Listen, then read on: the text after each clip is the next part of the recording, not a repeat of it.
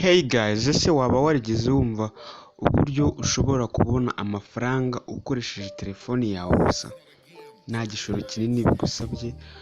Uyu munsi tugiye kurebera hamwe ukuri kwa P-Network ndetse n'impinduka nyinshi izana. Wikibeshya ngo ni urujijo ahubwo ni amahirwe. Tugiye kurebera hamwe ingingo zigera kuri 3 zikurikira. P-Network ni iki? Ese izageraho igire agaciro? Ingingo ya 3 turaza kuza kurebera hamwe impamvu ari amahirwe adasanzwe kuba umayininga P-Network. Let's go.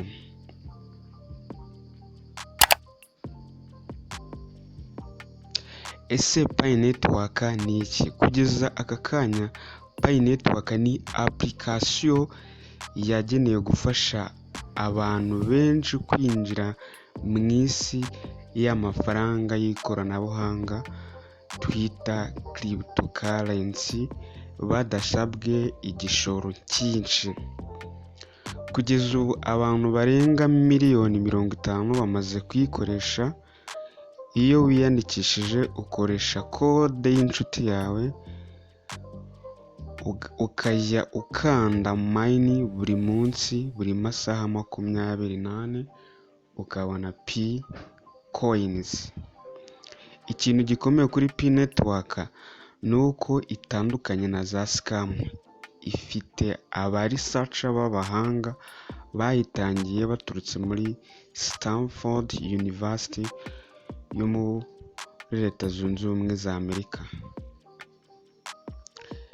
Ese koko P-Network izageraho igire agaciro?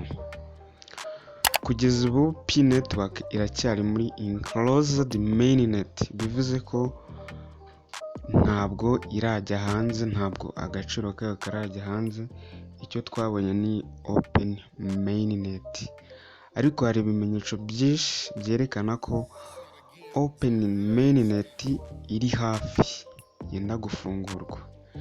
Igihe abantu bazatangira kuyikoresha mu bucuruzi, mu kuyivunjisha no kuyibika nk'ifaranga rifite agaciro. Aha ngaha twatanga urugero nka Bitcoin, cyangwa se ari amafaranga Abarusiya bakoresha.